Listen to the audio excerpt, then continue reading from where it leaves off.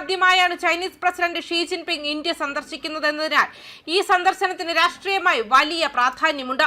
ഉച്ചകോടിയിൽ Iran, UAE തുടങ്ങിയ രാജ്യങ്ങളിലെ ഭരണത്തലവന്മാരും പങ്കെടുത്തേക്കുമെന്നാണ് കേന്ദ്ര സർക്കാർ വൃത്തങ്ങൾ നൽകുന്ന സൂചനകൾ. പുടിന്റെ ചൈനീസ് സന്ദർശനത്തിനിടെയാണ് ഇരുവരും ബ്രിക്സ് ഉച്ചകോടിയിൽ പങ്കെടുക്കാൻ ഇന്ത്യയിലെത്തുമെന്ന കാര്യം സ്ഥിരീകരിച്ചിരിക്കുന്നത്. റഷ്യൻ പ്രസിഡന്റ് വ്ളാഡിമിർ പുടിനും ചൈനീസ് പ്രസിഡന്റ് ഷീ ജിൻപിങ്ങും തമ്മിലുള്ള നിർണായക കൂടിക്കാഴ്ച ഇന്ന് നടക്കും. ഇരു രാജ്യങ്ങളും തമ്മിലുള്ള സൗഹൃദ ഉടമ്പടിയുടെ 25ാം വാർഷികത്തോടനുബന്ധിച്ച് 2 ദിവസത്തെ സന്ദർശനത്തിനായാണ് പുടിൻ ചൈനയിലെത്തിയത്. ഇറാൻ സംഘർഷം, ഹോർമുസ് കടലിടുക്കിലെ സുരക്ഷാ നിയന്ത്രണങ്ങൾ, യുക്രൈൻ യുദ്ധം തുടങ്ങിയ ആഗോള രാഷ്ട്രീയ വിഷയങ്ങൾ കൂടിക്കാഴ്ചയിൽ പ്രധാന ചർച്ചയാകും. കൂടാതെ ഊർജ്ജ സുരക്ഷ, പുതിയ സൈബീരിയൻ ഗ്യാസ് പൈപ്പ് ലൈൻ പദ്ധതി എന്നിവയുൾപ്പെടെയുള്ള 40ഓളം പുതിയ ഉഭയകക്ഷി കരാറുകൾ ഇരു രാജ്യങ്ങളും ഒപ്പുവയ്ക്കുമെന്നാണ് റിപ്പോർട്ടുകൾ. അമേരിക്കൻ പ്രസിഡന്റ് ഡൊണാൾഡ് ട്രംപിന്റെ ചൈനീസ് സന്ദർശനം കഴിഞ്ഞ് തൊട്ടു പിന്നാലെയാണ് പുടിന്റെ ഈ ചൈനീസ് പര്യടനം എന്നതുകൊണ്ട് തന്നെ ഇതിന് വലിയ അന്താരാഷ്ട്ര പ്രാധാന്യമുണ്ട്. അമേരിക്കയുമായുള്ള വ്യാപാര ബന്ധങ്ങൾ കൂടുതൽ ശക്തമാക്കാൻ ചൈന ശ്രമങ്ങൾ നടത്തുന്നതിനിടയിലാണ് റഷ്യൻ പ്രസിഡന്റിന്റെ ഈ സന്ദർശനം.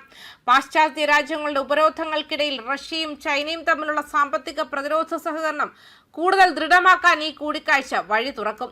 അതേസമയം ആഗോള കാര്യങ്ങളിൽ ബ്രിക്സ് ഫോറത്തിന്റെ വർദ്ധിച്ചു വരുന്ന പ്രാധാന്യത്തെക്കുറിച്ചും ബ്ലോക്കിന്റെ ഭാവി ദിശയെക്കുറിച്ചും 2026 ഇന്ത്യയുടെ അധ്യക്ഷതയിലുള്ള ഗ്രൂപ്പിംഗിൽ നിന്നും പ്രതീക്ഷിക്കുന്ന മുൻഗണനകളെക്കുറിച്ചും റഷ്യൻ വിദേശകാര്യമന്ത്രി സെർജി ലാവ്റോവ് വിശദീകരിച്ചു. റഷ്യയുടെ വിദേശ നയത്തിന്റെ ഫലങ്ങൾ വിലയിരുത്തുന്നത് ആത്യന്തികമായി രാജ്യത്തിന്റെ നേതൃത്വത്തിന്റെ ഉത്തരവാദിത്തമാണെന്ന്, പ്രത്യേകിച്ചും ഭരണഘടനാ പ്രകാരം തന്ത്രപരമായ മുൻഗണനകൾ നിർണ്ണയിക്കുന്ന റഷ്യൻ പ്രസിഡന്റിന്റെ ഉത്തരവാദിത്തമാണ്.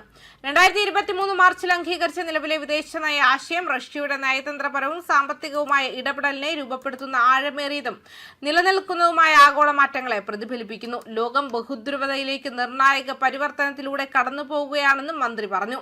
ചൈന, ഇന്ത്യ, ബ്രസീൽ തുടങ്ങിയ രാജ്യങ്ങൾ പ്രാധാന്യം നേടിക്കൊണ്ടിരിക്കുമ്പോൾ ആഫ്രിക്കൻ രാജ്യങ്ങൾ അവരുടെ വിഭവങ്ങളിലും വ്യാവസായിക വികസനത്തിലും നിയന്ത്രണം നിലനിർത്താൻ കൂടുതൽ ശ്രമിച്ചുകൊണ്ടിരിക്കുകയാണ്. ഉയർന്ന മത്സരത്തിനിടയിൽ ഈ സംഭവ വികാസങ്ങൾ ആഗോള ശക്തി, ധനകാര്യം, രാഷ്ട്രീയം എന്നിവയെ പുനർനിർമ്മിക്കുന്നു. പാശ്ചാത്യ രാജ്യങ്ങൾ തങ്ങളുടെ മുൻ ആധിപത്യം ഉപേക്ഷിക്കാൻ മടിക്കുന്നുണ്ടെന്നും എതിരാളികളെ നിയന്ത്രിക്കാൻ പലപ്പോഴും നിയന്ത്രണ നടപടികൾ സ്വീകരിക്കുന്നുണ്ടെന്നും അദ്ദേഹം വാദിച്ചു. ട്രംപ് ഭരണകൂടത്തിന് കീഴിൽ റഷ്യൻ ഊർജ്ജ കമ്പനികളെ ലക്ഷ്യമിട്ടുള്ള ഉപരോധങ്ങളും ഇന്ത്യയും മറ്റ് ബ്രിക്സ് അംഗങ്ങളും പോലുള്ള പങ്കാളികളുമായുള്ള മോസ്കോയുടെ വ്യാപാര പ്രതിരോധ ബന്ധങ്ങൾ പരിമിതപ്പെടുത്താനുള്ള ശ്രമങ്ങളും ഉൾപ്പെടെ അത്തരം നയങ്ങൾ കൂടുതൽ വ്യക്തമായി. ഭക്ഷ്യ ഊർജ്ജ സുരക്ഷയിലും ഡിജിറ്റൽ ICT സുരക്ഷാ നടപടികളിലും ഇന്ത്യ ശ്രദ്ധ കേന്ദ്രീകരിക്കുന്നുണ്ടെന്നും ലാവ്റോവ് പറഞ്ഞു. വരാനിരിക്കുന്ന കൃത്രിമ ഇന്റലിജൻസ് ഉച്ചകോടിക്ക് ആതിഥേയത്വം വഹിക്കാനുള്ള ഇന്ത്യയുടെ സംരംഭത്തെ അദ്ദേഹം സ്വാഗതം ചെയ്തു. പ്രത്യേകിച്ചും സുരക്ഷാ സൈനിക സാഹചര്യങ്ങളിൽ AIക്ക് അന്താരാഷ്ട്ര മാനദണ്ഡങ്ങൾ സ്ഥാപിക്കേണ്ടതിന്റെ ആവശ്യകതയെ ഊന്നിപ്പറഞ്ഞു. സുതാര്യത ആവശ്യമെങ്കിലും ബ്രിക്സ് രാജ്യങ്ങൾ അവരുടെ പരമാധികാരത്തിന്മേലുള്ള ഏതൊരു നിയന്ത്രണത്തെയും ചെറുക്കും. ഇന്ത്യയുടെ വരാനിരിക്കുന്ന ചെയർമാൻ സ്ഥാനം ഭാവിയിലേക്കുള്ള കാഴ്ചപ്പാടുള്ളതും പ്രായോഗികവുമായ ഒരു അജണ്ട വാഗ്ദാനം ചെയ്യുന്നുവെന്നും ഈ ശ്രമങ്ങളെ റഷ്യ പൂർണ്ണമായും പിന്തുണയ്ക്കാൻ ഉദ്ദേശിക്കുന്നുവെന്നും അദ്ദേഹം നിഗമനം ചെയ്തു. ന്യൂസ് ഡെസ്ക് കർമ്മ ന്യൂസ്.